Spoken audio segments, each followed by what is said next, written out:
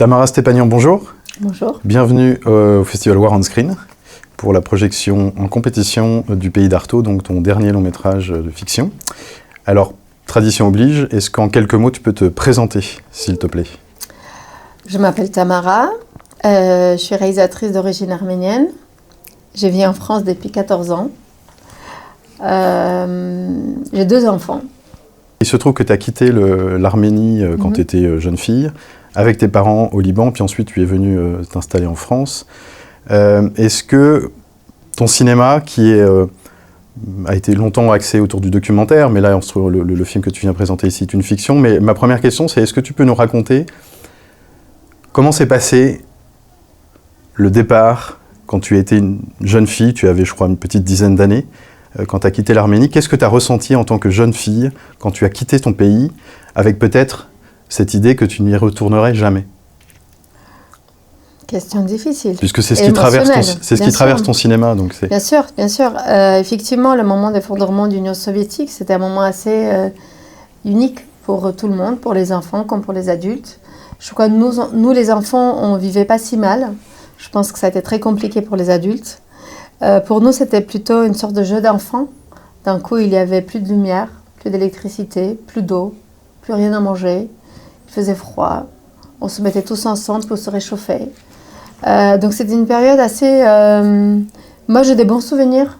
Mais je sais que, par exemple, ma mère se réveillait à 4h du matin pour faire à manger parce que c'était entre 4h et 4h30 qu'il avait l'électricité, par exemple. Ou on devait faire des kilomètres à pied pour chercher des seaux, l'eau avec des seaux, pour éventuellement avoir l'eau à boire, peut-être se laver si on avait de la chance. On se mettait tous au manteau pour dormir dans le salon. Donc, et c'était un moment devenu compliqué parce que mon père qui avait son théâtre métro, il était obligé de le fermer parce qu'il n'avait plus de moyens de le garder. Ma mère qui était professeure au conservatoire, pareil, le conservatoire a fermé, il faisait trop froid. Ils n'arrivaient pas à continuer les cours, donc on était obligés de partir, comme beaucoup des artistes, et pas que. L'arrivée à Beyrouth, ça a été aussi assez tourmenté pour moi, parce que j'avais 12 ans. J'ai dû quitter ma famille, donc mes grands-parents, mes cousines, mes cousins, mes amis, très chers. J'étais au collège déjà. Et je ne voulais pas quitter l'Arménie. Et surtout que je suis arrivée à Beyrouth, et Beyrouth, c'était la fin des guerres civiles, donc 1994. Donc je me souviens, première image de Beyrouth, c'était des immeubles avec des trous. Et à l'époque, je ne comprenais pas. Je me souviens très bien demander à mon père, « Mais papa, pourquoi il y a des trous dans les immeubles ?» Effectivement, c'était des trous des obus, des guerres. Et je me disais, mais en fait, j'ai quitté un pays qui était en quasi-guerre, parce qu'il y avait aussi la guerre de Karabakh avec l'Azerbaïdjan. Il y avait donc ces années noires et froides, ce qu'on appelle. Et j'arrivais d'un autre pays où la guerre venait de se terminer. Donc c'était un peu spécial. Donc il avait la perte, mais il y avait le retrouvailles de quelque chose qui m'impressionnait, c'était la lumière. Il y avait beaucoup d'électricité, beaucoup de lumière. Donc c'était quelque chose qui était étrange pour une petite fille de 12 ans à l'époque. Donc je crois que je l'ai embrassé avec beaucoup de joie, mais en même temps tristesse et nostalgie. Et je pense que c'est nostalgie et que tu parles qui m'accompagne dans mon cinéma. Une sorte de l'envie de rentrer chez soi, l'envie de retrouver les sensations d'enfance, l'envie de retrouver des gens qu'on ait quittés. Oui. Et je pense que pour moi aussi, c'est une façon de vivre en Arménie, le pays que je ne peux plus vivre. J'adore, je reviens tout le temps, mais je sais que je ne peux plus vivre en Arménie. Donc pour moi, c'est un moyen de vivre à travers le cinéma, pourquoi pas. Alors cette petite fille donc, qui est au Liban, elle grandit, et puis elle décide un jour de faire des études artistiques, de cinéma. Quelle idée. Alors tu disais que ton père et tes parents étaient une fille d'artiste, ton père metteur en scène, mais ta rencontre avec le cinéma, elle se passe à quel moment finalement, avec l'image en mouvement? C'est étrange parce que la toute première rencontre avec le cinéma, ça se passe quand j'avais 6-7 ans. Mon oncle, qui est réalisateur du cinéma aussi, faisait du casting pour faire un film qui s'appelle Games, et c'était autour des enfants. D'ailleurs, le premier mondial, c'était à Clermont-Ferrand. Et l'idée de ce film, c'est les enfants qui jouent aux guerres. J'avais 6-7 ans, donc il cherchait les enfants. C'est assez étrange comme film. Et donc j'ai eu un petit rôle. Et je me souviens très bien de ce tournage parce que c'était assez impressionnant. Et je crois que c'était le premier rencontre avec le cinéma qui m'a complètement bouleversée, fascinée. Ce côté un peu qu'on peut créer quelque chose qui n'est pas la vraie vie, mais qui a un lien avec la vraie vie, mais quand même on peut jouer dedans. C'est-à-dire lui, par exemple, il a tourné dans une école élémentaire. Il a transformé ça en champ de bataille. Et nous, on jouait guerre, mais on était des gamins. On faisait pas semblant d'être adultes. Donc c'est un film, c'est pour ça, c'est ce moment où tu peux transformer la réalité. Je me souviens des lumières, je me souviens des projecteurs, je me souviens de ces caméras 35 mm qui avec ce tout bruit énorme. Et je me dis, mais qu'est-ce que c'est ça? C'est magique. Ce côté vraiment magique. Et j'étais fascinée. Donc ça, c'était la première rencontre avec le cinéma. Après assez longtemps, je rêvais d'être actrice. Parce que j'étais avec mon père tout le temps, au théâtre, la petite fille fascinée par son papa. Et après un moment, je crois vers 15-16 ans, j'ai dit, mais qu'est-ce que c'est ça? Non, je veux être derrière les choses qui se passent. Donc, par exemple, le metteur en scène, le cinéaste. Et assez vite, j'ai compris ce que j'aimais dans le cinéma aussi, c'était l'image, c'était le pellicule, c'était comment tu peux... C'était pas juste faire une pièce de théâtre, non, garder, ça veut dire faire quelque chose où tu peux garder les images, tu peux travailler le montage, tu peux... Voilà. Et donc, je dis à mes parents, à 17 ans, je veux faire du cinéma. Ça n'était pas très bien accueilli. Ah oui, mes 2 parents, artistes, m'ont dit, ah Tamara, mais non, en fait. J'ai dit, mais comment ça, non? Il m'a dit, bah, tu sais, c'est pas un métier pour les filles. J'ai dit, mais qu'est-ce que ça veut dire exactement ça, papa et maman, vous êtes des artistes. Il m'a dit, bah, tu sais, Tamara, ça va être très difficile pour toi. Parce qu'ils ont compris que j'étais assez têtue. Donc, je n'allais pas abandonner. Et mon père m'a juste dit ça, m'a dit, tu sais, juste, tu dois être la meilleure. Sinon, les hommes vont t'écraser. C'est un métier d'homme. Donc, tu dois travailler très dur. Est-ce que tu es prête pour faire ça? J'ai dit oui. Alors, tu vas travailler dur. Beaucoup. Et puis tu vas réaliser des courts-métrages, tu vas réaliser des documentaires. Je voudrais citer 2 documentaires qui sont récents que tu as réalisés, donc qui s'appellent Village de femmes et puis Mes fantômes arméniens, qui reviennent aussi, qui sont ces 2 documentaires, la mémoire de ton pays, le cinéma en l'occurrence dans Mes fantômes arméniens, les femmes dans le Village des femmes. Mais avec le pays d'Artaud, tu passes à la fiction. Alors tu as cette préoccupation sans cesse, depuis plusieurs années, d'explorer ton pays. Qu'est-ce que tu as voulu raconter de plus avec le pays d'Artaud et pourquoi est-ce que tu as choisi la fiction pour raconter cette histoire de Céline, donc, cette Française qui arrive en Arménie pour la première fois, qui est censée régler un certain nombre de choses liées au décès de son mari. Donc ce qui aurait pu être une formalité administrative, évidemment, ne se passe pas comme ça, et donc elle découvre à travers autour du mensonge ce pays. Mais voilà, que raconter de plus par rapport à tous ces films que tu as déjà réalisés là-dessus, et puis pourquoi la fiction? Avec un casting en plus, voilà, Camille Cotin, Denis Lavant, pourquoi ces choix-là aussi? Zahra Mir. Zahra Mir qui est... Oui, ou les acteurs, des actrices arméniennes très, très connues. Alors, pour être tout à fait honnête, moi j'ai commencé l'écriture de ce fiction il y a 10 ans. Ça veut dire bien avant... Avant les documentaires juste dont on a après parlé. mon premier documentaire, parce que bon, j'ai fait des courts-métrages, j'ai fait mon premier documentaire qui était Embers, Braise en français, et c'est un film effectivement qui a eu beaucoup de succès, ça a gagné le meilleur documentaire à Busan, en Corée du Sud, ça a tourné partout, plus que 100 festivals.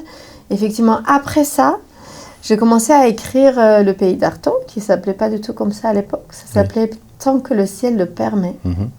J'ai vu ça aussi sur... Ouais, avec mon co-scénariste à l'époque, Jean-Christophe. Et on a commencé à écrire, on a commencé à traverser le pays, l'Arménie. On a fait beaucoup de repérages. Et au moment, on a mis à côté parce qu'on avait beaucoup de difficultés avec du financement.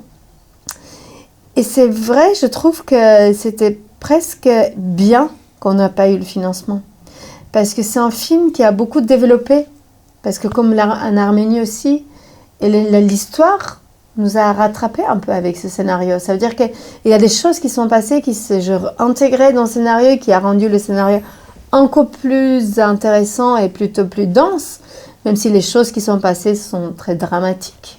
Et surtout cette dernière guerre de 2020, de l'Arménie, après l'exode en 2023, de tous ces gens de Karabakh. Mais je trouve toujours que mes films se nourrissent de l'un et l'autre. Tu vois, c'est pas, je fais un film, après c'est fini, je fais un autre, après j'ai un... Non, mais il y a quelque chose qui circule assez librement et naturellement entre mes films. Et je pense que donc je commençais le fiction, après on a mis à côté, j'ai fait mes documentaires, j'ai fait ceux du rivage, j'ai fait Village des femmes. Et après, en même moment que je travaille sur mes fantômes arméniens, j'ai recommencé à l'écriture, donc on a retravaillé et on a eu le financement pour fiction qui était assez merveilleux. Et ça, c'est allé très vite après. Donc on a eu Avant sur S7, on a eu Canal+, et après ça s'est enchaîné comme ça. Donc j'ai arrêté le documentaire parce que je ne pourrais pas non plus faire de film exactement en même temps. Donc j'ai commencé la fiction et effectivement, qu'est-ce que je voulais raconter avec ce film ? Après je trouve je me suis beaucoup nourrie de mes documentaires. Ça veut dire de filmer l'Arménie, de filmer ce paysage, de filmer ces gens qui ont vécu tous ces traumas, qui ont traversé des guerres, qui ont traversé des douleurs, des joies aussi. Ça m'a beaucoup aidée dans la réécriture des scénarios. Et effectivement, je pense que quand j'ai repris la réécriture, j'ai dit mais en fait, c'est pas possible. Il faut que j'explore le paysage, le pays, mais aussi comment les blessures d'une femme française, qui n'est pas arménienne, l'étrangère, comment ça peut se dialoguer avec les traumas locaux, celui de son mari. Ça veut dire qu'elle a aimé un homme qu'elle a pensé qu'elle a connu, sauf que cet homme a décidé de rien raconter sur le passé. C'est-à-dire parfois il y a des blessures, parfois il y a des traumas qu'on ne peut pas parler, qu'on ne peut pas raconter. Ça nous échappe, ça nous bloque, ça nous traumatise, on ne peut pas. Donc cet homme, Artaud, a décidé de ne pas parler. Il a décidé d'enterrer ses blessures.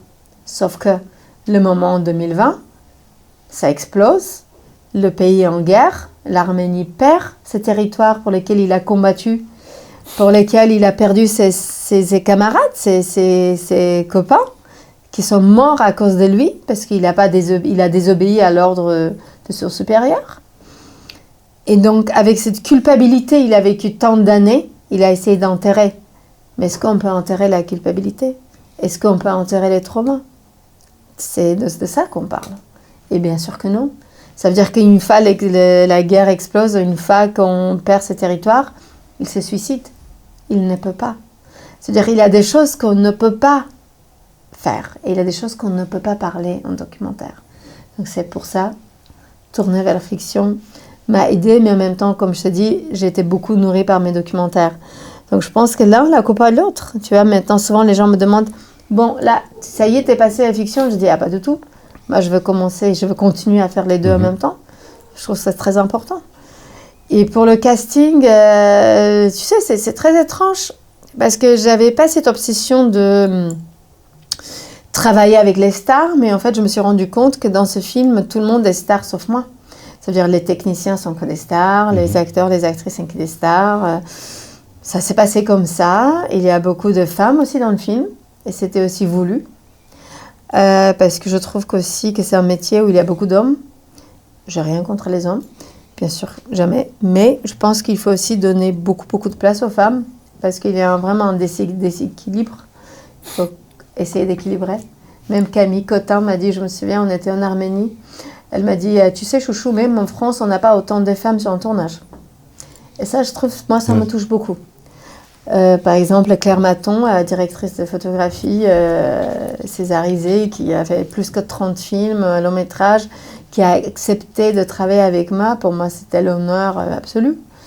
Et après, casting, j'ai commencé avec Zara Mir. Je me souviens, quand j'ai rencontré Zara, j'avais un sentiment de rencontrer une sœur. Exilée iranienne, exilée arménienne, qu'on se retrouve, on passe des heures. Dans Tatami, qu'on a présenté l'année dernière. Absolument. Et Zara, elle a eu le Palme d'Or avec les Nuits de Mashtad à Cannes il y a quelques années.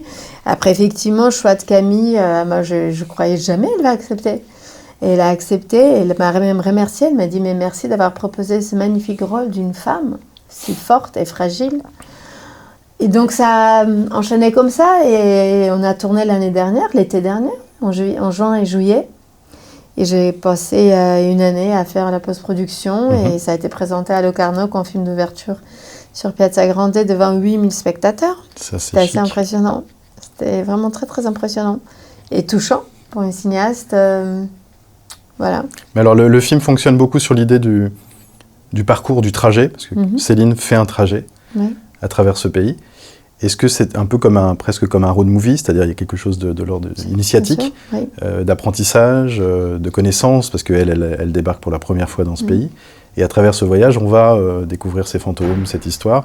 Est-ce que cette idée de traverser le pays, d'arpenter les paysages, sans tomber dans le cliché ou la carte postale, c'est quelque chose qui, dès le début, t'a animé pour faire ce film ? Absolument. Et quels étaient les enjeux pour toi en termes de mise en scène, si je puis dire ? Pour moi, si tu veux, depuis le départ, je voulais une femme française qui était endeuillée, qui venait dans ce pays pour découvrir le pays de son mari décédé. Donc au début, c'était plutôt une sorte de traversée un peu plus onirique. Il n'y avait pas l'histoire de carte d'identité, il n'y avait pas l'histoire de dernière guerre, le suicide, tout ça. Donc, le mari était mort, donc c'était un peu différent. Mais moi, je suis très contente avec des changements que j'ai apportés après. Je trouve que ça fonctionne beaucoup mieux. Mais l'idée de départ, ça veut dire traverser le pays, était là depuis le départ. Et les enjeux de mise en scène, pour moi, c'était très important surtout, comme je te dis, je trouvais que la pièce d'identité, pour moi, c'était vraiment une sorte de clé d'entrée. Si tu sais, on a toujours des clés. Pour mes fantômes arméniens, les clés d'entrée, c'est mon père. Pour explorer le cinéma soviétique arménien, le régime soviétique. Ici, pour moi, la clé d'entrée, c'était la carte d'identité, la transmission. Ça veut dire que comment qu'on a un enfant qui est de deux nationalités, c'est-à-dire les parents, l'un qui est arménien, l'autre qui est française. Qu'est-ce qu'on transmet à l'enfant ? Et est-ce que l'enfant est responsable des erreurs ou des papiers de ses parents ? Tu vois, c'est des choses qui sont arrivées au fur et à mesure dans le film. Ça, c'était pas là au départ.